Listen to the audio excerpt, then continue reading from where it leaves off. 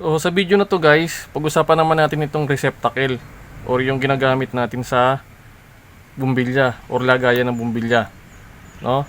So siyempre bago natin ikabit yung bukilya or yung receptacle, kailangan i-check muna natin yung mga connection nito kung okay ba siya or defective.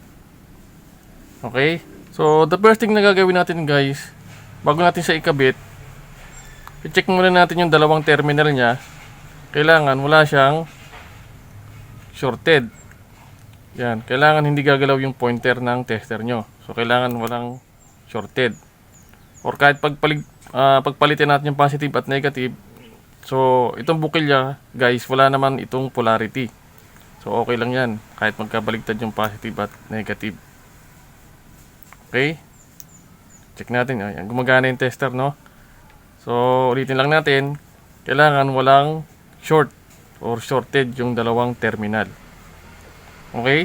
So yung pangalawang step na gagawin natin guys, i-check naman natin itong dalawang terminal kung may connection sa dito sa ibabaw. So gagamit na lang ako guys ng alligator clip. Yan. So para makita lang natin sa video, no? Yan. So i-clip lang natin itong isa rito. Then, i-check natin kung meron siyang connection dito sa ibabaw. Yan. So, kita nyo naman yung pointer, gumalaw siya. Ibig sabihin, may connection sa ibabaw. Okay? So, lipat naman natin itong kabila. Ito. Then, ito yung isang connection. Ito yung nasa gitna. Yan, so kita nyo naman yung pointer gumalaw. So ibig sabihin lang, mayroon siyang connection. Okay?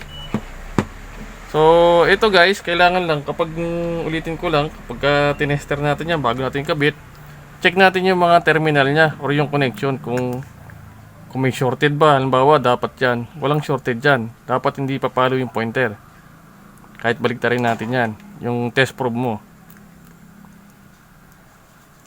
Okay?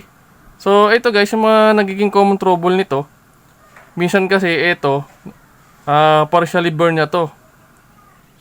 Itong mga sa tabi ng terminal, no? Yung lalagyan ng terminal. So, kapag ganyang partially burn na siya, or minsan burn na siya talaga. So, ang gagawin na lang natin is, i-replace na lang natin ng bago to. So, yun lang para maging safety sa bahay nyo or sa electrical wiring system nyo. Kasi once na nasunog yan, so at nagkaroon pa ng shorted dyan, so possible na mag-trip pa yung breaker nyo. Okay? Yan. So minsan naman guys, eto kung makikita nyo yung tornilyo dito, so ito guys, lagi nyo i-check din itong dalawang tornilyo, no? Kasi minsan kasi lumuluwag yan, kaya minsan nagiinit yung wire dito and then nagkakaroon ng partially burn. Or minsan yung bumbilya nyo kumukurap-kurap.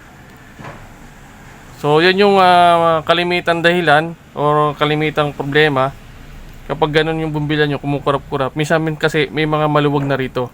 So kailangan nyo lang higpitan. So kung hindi naman kailangan higpitan o talaga naman kailangan na siyang i-replace, so, i-replace na lang natin para sa safety natin. Okay?